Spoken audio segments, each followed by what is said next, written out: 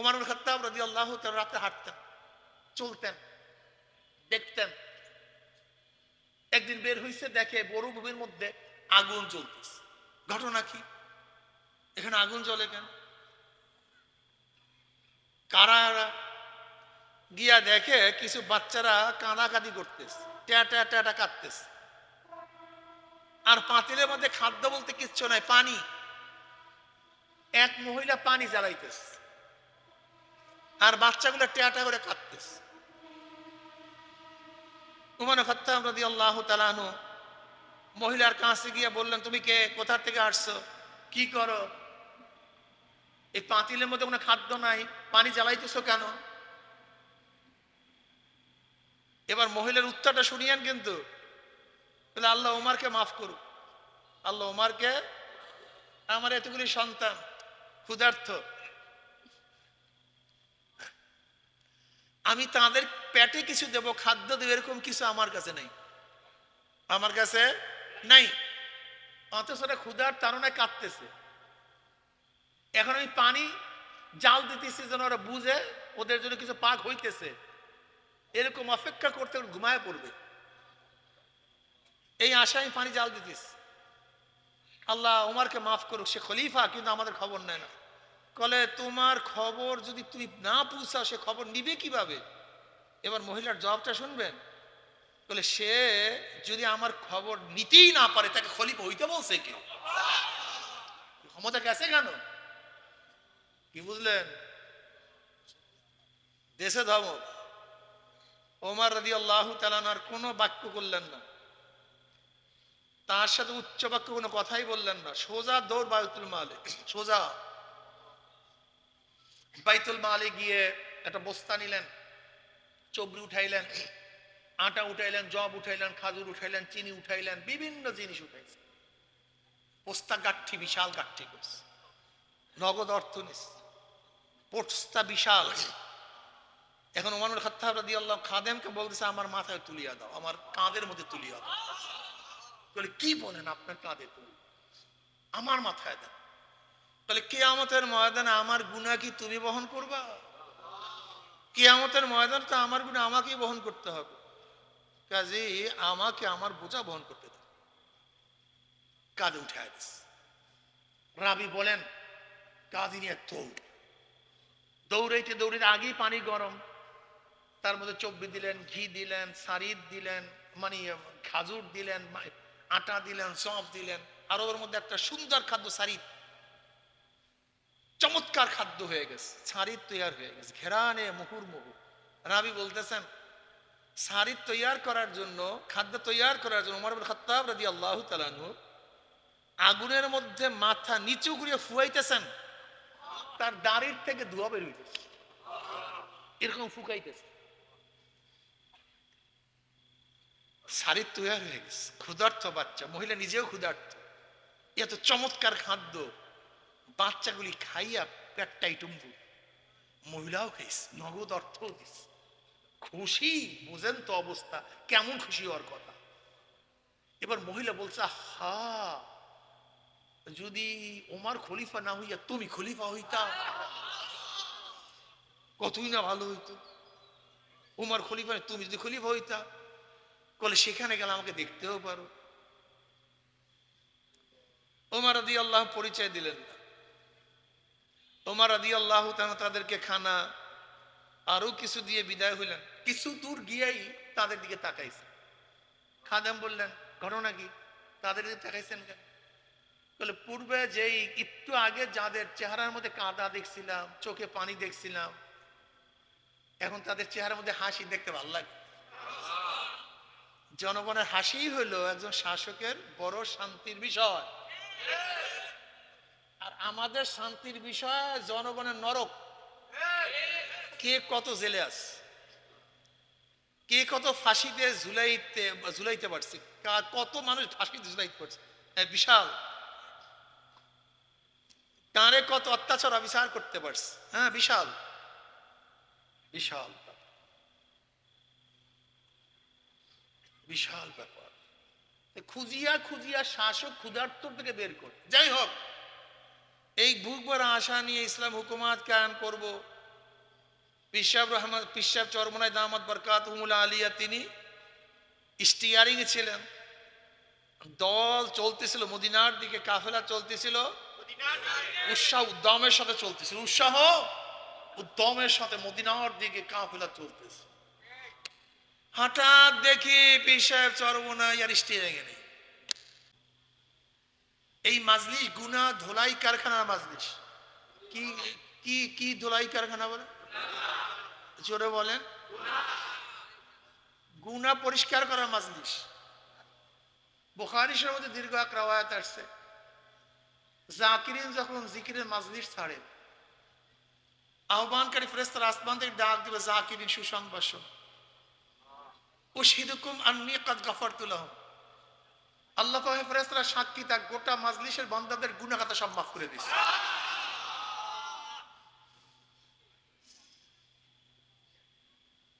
অন্য রওয়ায়াতের মধ্যে আসছে, মা মিন কওমিন ইসতামু ইয়াসকুল্লাহ তাআলা লা ইউরিদুনা বিযালিকা ইল্লা ওয়াজহাহু ইল্লা নাদাহুম মুনাদি মিনাস সামাই আন কুমু মাগফুরাল লাকুম ক্বাদ বুদ্দিলাস সাইয়্যাতুকুম হাসানাত। যখন জাকিরিন জিকিরে মাজলিস ছাড়তে থাকে, একদল ফেরেশতারা ডাক দিয়ে বলে, জাকিরিন সুসংবাদ শোনো, আল্লাহ পাক তোমাদের গুনাহ খাতা মাফ করে দিয়েছে। মাফ করছে শুধু তাই নয়, তোমাদের সমস্ত গুনাহকে আল্লাহ পাক নেকের দ্বারা পরিবর্তন করে দিয়েছে। কি বুঝলেন? জিকির আজকার তো বাদ দিছেন, জিকির আজকার তো করবেনই না। চরমনাই কি? এদের কাজটা চরমনাই ওয়ালাদের কাজটা কি? এটা অনেকেই বুঝেন না, এর জন্য হাজারো প্রশ্ন করেন। চরমনাইয়ের কাজ সম্পর্কে, উদ্দেশ্য সম্পর্কে, নীতি আদর্শ সম্পর্কে অনেকেরই না জানা থাকার কারণে বিভিন্ন প্রশ্ন তুলেন, অভিযোগ তুলেন। আসলে চরমনাইয়ের ভিন্ন কোনো কাজ নাই, আল্লাহ বলা লোকদেরকে আল্লাহর সাথে মিলিয়ে দেওয়া এদের কাজ। চরমনাইওয়ালারা আপনাদের আবেগ বিবেককে সিঁড়ি বানিয়ে ক্ষমতায় যাওয়ার কোনো সংগঠনের নাম না। আপনাদের আবেগ বিবেককে বিক্রি করে নিজেদের পকেট ভারী করার কোন সংগঠনের নাম চরমনাই না। চরমনাইওয়ালারা কি পারে? মাওলাকে পাওয়ার জন্য ক্ষমতা ছাড়তে পারে, কিন্তু ক্ষমতার জন্য মাওলাকে ছাড়তে পারে না। আল্লাহর জন্য, ইসলামের জন্য সবকিছু ত্যাগ করতে পারে, কিন্তু ক্ষমতার জন্য, দুনিয়ার জন্য ইসলাম ও আল্লাহকে ত্যাগ করতে সোজা হিসাব কিতাব। চরমনাইওয়ালারা বিশ্বাস করে বেশি লোক, বেশি অর্থ, বেশি ক্ষমতায় কামিয়াবি বা সফলতার মূল লক্ষ্য এবং উদ্দেশ্যের বস্তু নয়। ক্ষমতা, অর্থই মূল সফলতা না। চরমনাইওয়ালা মনে করে আল্লাহ ও আল্লাহর রেজামন্দি, কোরআন ও সুন্নাহ অনুযায়ী চলার মধ্যেই সফলতা। চরমনাইওয়ালা কি মনে করে? এক ব্যক্তি গোটা দুনিয়ার মালিক, গোটা দুনিয়ার বড় ধনী, টাকা পয়সার অভাব নাই, সব কিছু আছে, সম্মান ইজ্জত সব আছে, কিন্তু আল্লাহকে নিয়ে কবরে যেতে পারে নাই। সে সফল না ব্যর্থ? এটা আমরা মনে করি। আরেক ব্যক্তি টাকা নাই, পয়সা নাই, ক্ষমতা নাই, কিচ্ছু নাই, কেউ চিনে না, জানে না, শুনে না, কেউ পছন্দ করে না, জায়গাও বসতে দেয় না, তার জন্য কোনো গেটও খোলা হয় না, কিন্তু আল্লাহকে নিয়ে কবরে গেছে। সে ব্যর্থ না সফল? এটা আমাদের বিশ্বাস। ভাই এইটা বন্ধ করতে বললাম না, এটা বন্ধ করে দেন তো, এইটা বাড়ায় দেন, এই ফ্যানটা বাড়ায় দেন, আর ওইটা বন্ধ করে দেন, বাস এইবার রাখেন। এত বাড়াইতে বললাম না ভাই, অল্প বাড়ায় দেন বলছি, বাস। এর জন্য এই গ্রুপের কাজ, এই দলের কাজ হলো আল্লাহ ভালো লোকদেরকে আল্লাহর সাথে।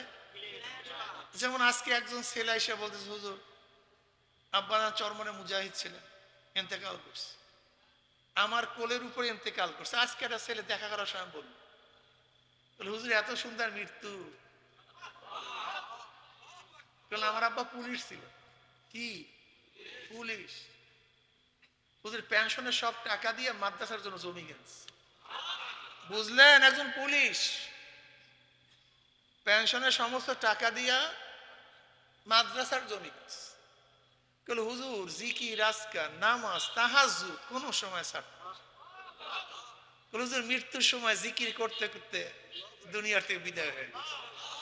এই মাজলিসের ছেলেটা আজ আমাদের পীর ভাই, বাস কামিয়াব কামিয়াব।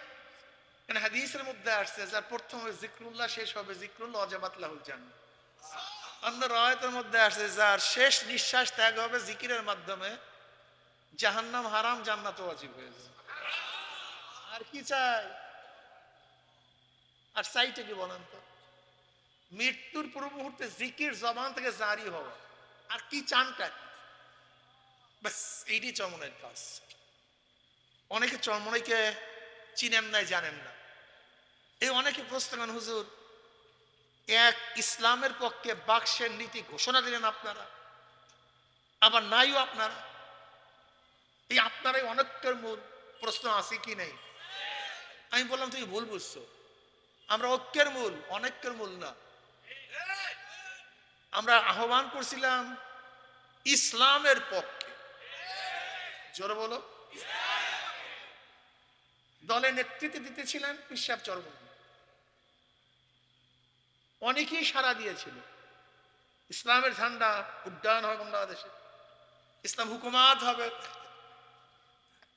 ইসলামী আইন হবে, মানুষ শান্তিতে বসবাস করতে পারবে, মৌলিক অধিকার বাস্তবায়ন হবে, সাম্যতা রক্ষা হবে, ন্যায় বিচার প্রতিষ্ঠিত হবে, গরিবগুলি আস্তে আস্তে দরিদ্র সীমার উপরে চলে যাবে, বাংলাদেশে একজন ভিক্ষুক থাকবে না, সরকারি খরচে তাদেরকে ব্যবস্থা করা হবে, বিকলাঙ্গ, মিসকিন, খোঁড়া, ন্যাংরা, লুলা, অন্ধ যারা আছে সরকার সব তাদের বোঝাকে বহন করবে।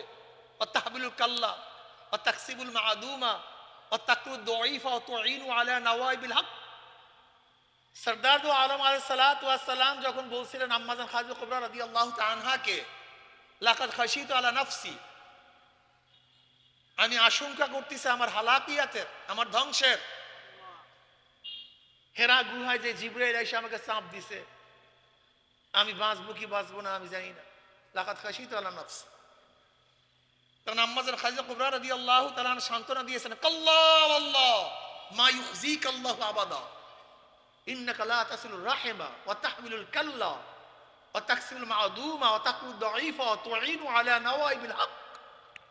কাল্লা কালালা থেকে ওয়া তাহমিলুল কাল্লা, যে নিঃস্ব, কিছু নাই, চলতে পারে না, হাঁটতে পারে না, বিকলাঙ্গ, মাদুম, ওয়া তাকসিবুল মাদুম, আদম থেকে মাদুম। কথাটা বুঝাতে পারে যে বোঝা মানুষের জন্য।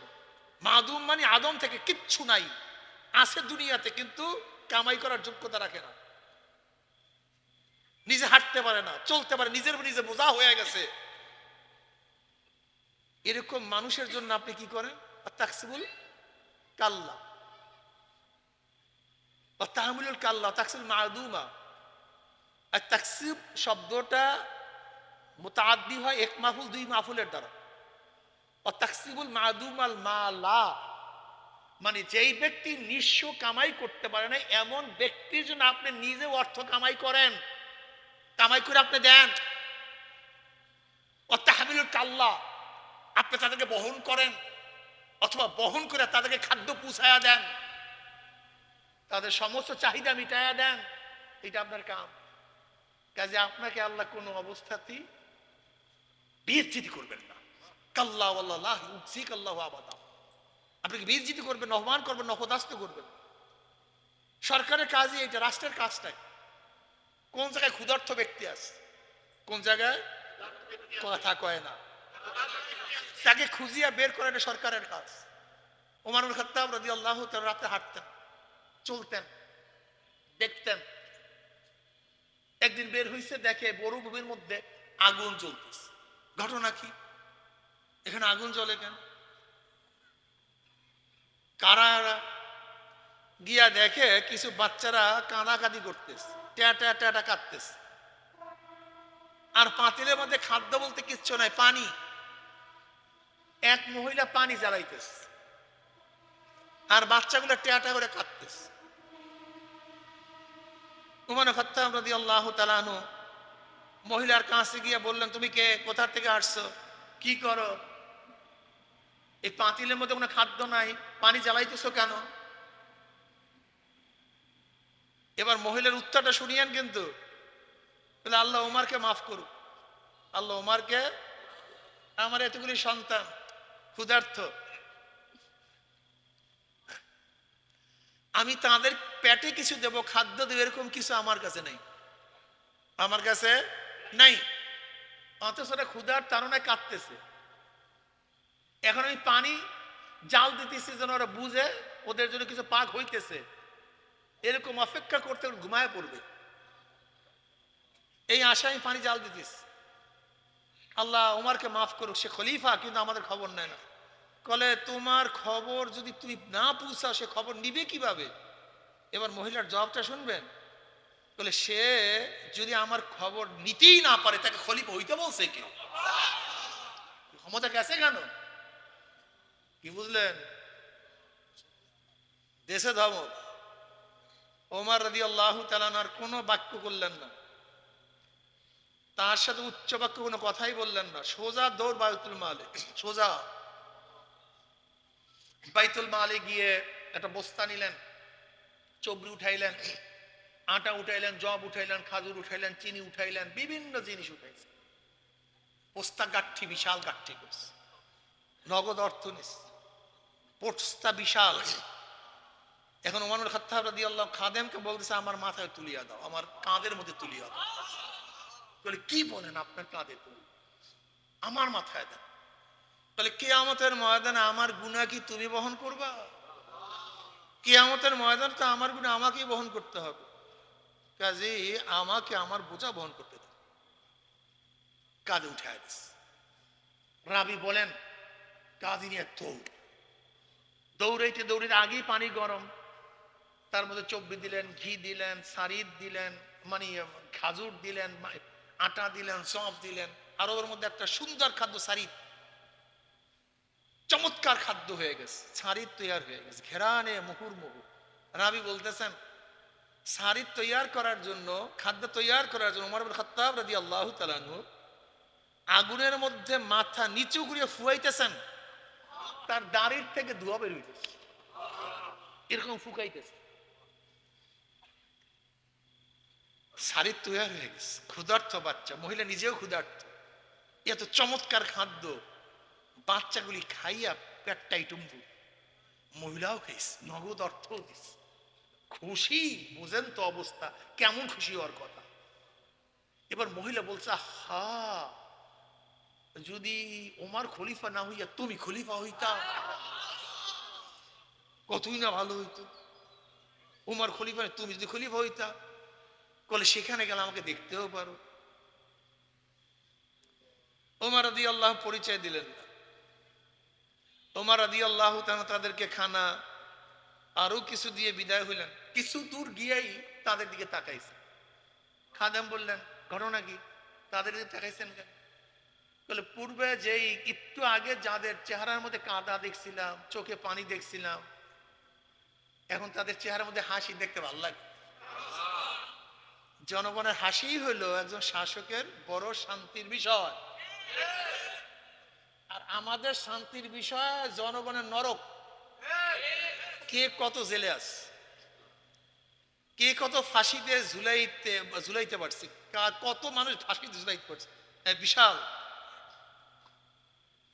কারে কত অত্যাচার অবিচার করতে পারছে, হ্যাঁ বিশাল বিশাল বিশাল ব্যাপার। খুঁজিয়া খুঁজিয়া শাসক ক্ষুধার্ত থেকে বের করে, যাই হোক, এই বুক ভরা আশা নিয়ে ইসলাম হুকুমাত কায়েম করব। পিসাব চরমনায় দামাত বরকাতুহুল আলিয়া তিনি স্টিয়ারিং এ ছিলেন, দল চলতেছিল মদিনার দিকে, কাফেলা চলতেছিল, উৎসাহ উদ্যমের সাথে চলতেছিল, উৎসাহ উদ্যমের সাথে মদিনার দিকে কাফেলা চলতেছে। হঠাৎ দেখি পীর সাহেব চরমোনাই আর স্টিয়ারিং এ নেই। পীর সাহেব চরমোনাই, স্টিয়ারিং এ নাই। কাফেলা চলতেছিল কোথায়? এখন ঘুরে দেখি চলতেছে আমেরিকার দিকে।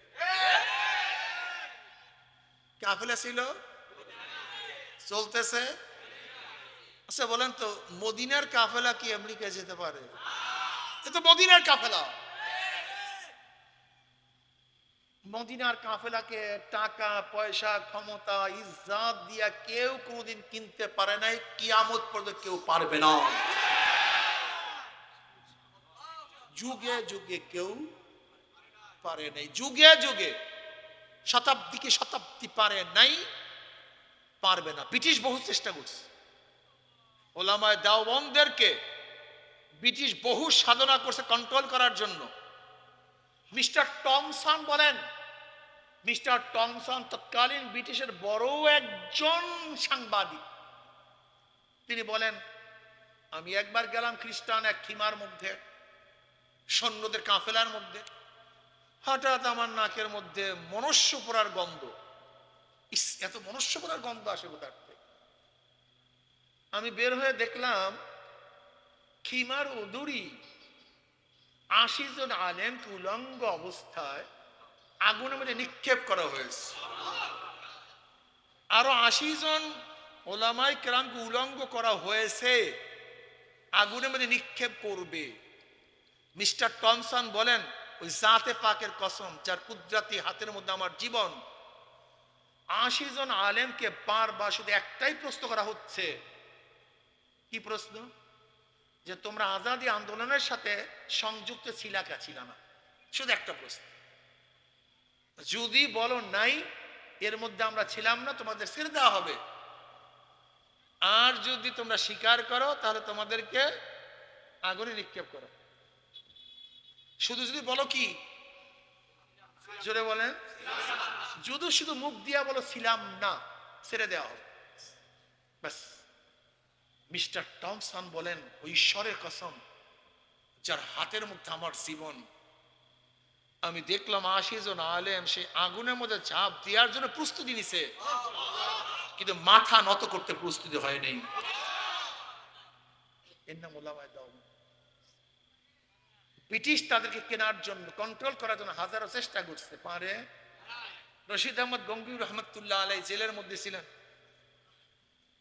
আজাদী আন্দোলনের যিনি প্রবক্তা, যিনি মূল লিডার, মঈন হযরত হাজী ইমদাদুল্লাহ মুহাজির মক্কি রহমতুল্লাহ আলাইহি হিজরত করছেন। হোসেন আহমদ মদনী রহমতুল্লাহ আলাইহি সব বহু ওলামায়ে কেরাম মাল্টা জেলের মধ্যে অমানবিক নির্যাতন সহ্য করছেন, লেকিন মাথা নত করেন। এই কাফেলার চরমনে আল্লাহ যদি এদেরকে হকের উপর রাখে, ঈমানের উপর রাখে, তাহলে ইসলামের জন্য এরা সব ত্যাগ করতে পারে, কিন্তু ক্ষমতার জন্য তারা কিছুই ত্যাগ করতে পারে না। ইসলামের জন্য যা ইচ্ছে তাই করতে হবে, মাওলানা রেজামন্দির জন্য যা ইচ্ছে তাই করতে হবে। যারা থাকবেন থাকবেন, যারা ভাগবেন ভাগবেন। যারা আল্লাহকে পাইতে চান, আল্লাহ আল্লাহ রসুলের সান্নিধ্য লাভ করতে চান, কোরআন ও সুন্নাহ বাস্তবায়ন করতে চান, ইসলাম বাস্তবায়ন করে ইসলাম অনুযায়ী চলতে চান, 3.5 বডির মধ্যে সূরাতে, সিরাতে, সমাজে, পরিবারের মধ্যে, দেশের মধ্যে, রাষ্ট্রের মধ্যে, আন্তর্জাতিক ভাবে সব জায়গায় ইসলাম প্রতিষ্ঠিত করতে চান, শুধু রাষ্ট্রের মধ্যে নয়, নিজের মধ্যেও। শুধু নিজের মধ্যে নয়, ঘরের মধ্যেও। এই বিশ্বাস যারা করেন, এই সাধনা যারা করবেন, ওয়া জাহিদু ফিল্লাহি হাক্কা জিহাদি আল মুজাহিদু মান জাহাদা ফি নাফসি আল্লাযিনা জাহাদু ফিনা লানাহদিয়ান্নাহুম সুবুলানা ওয়া ইন্নাল্লাহা লামাআল মুহসিনিন। এদের জন্যই কাফেলা, এদের জন্যই কাফেলা। তবে এই কাফেলা লোক বেশি থাকবে না, কিন্তু এই কাফেলা লোক সরদার দো আলম আলাইহিস সালাতু ওয়াস সালাম ফরমান, আগেকার জমানার উম্মত ছিল 72 গোত্র, 72 দল, 72 কাফেলা। আমার উম্মত হবে 73 দল, 73 কাফেলা, 73 গোষ্ঠী। সরদার দো আলম আলাইহিস সালাতু ওয়াস সালাম ফরমানের মধ্যে 72টা গোষ্ঠী, 72টা দল, 72 জামাত জাহান্নামে চলে যাবে। ভালো মতো ঈমানকে মজবুত করেন। 72 দল, 72 কাফেলা কোথায় চলে যাবে? শুধু একটা দল, একটা গ্রুপ, একটা জামাত জান্নাতে যাবে। সাহাবারা পরেশান হয়ে প্রশ্ন করেন, ইয়া নবী আল্লাহ, ইয়া রাসূল, সেই দল কোন দল? নবী আলাইহিস সালাতু ওয়াস সালাম ফরমান, মা আনা আলাইহি ওয়া আসহাবি, আমি এবং আমার সাহাবাদের দল। আমি এবং আমার সাহাবাদের সাথে যাদের সম্পর্ক আছে, মতে মিল আছে, ভালোবাসা আছে, মহব্বত আছে, এরাই একমাত্র নাজি। আর যাদের সাথে সাহাবাদের মহব্বত নেই, ভালোবাসা নেই, সব বাম দিকে দৌড়ে।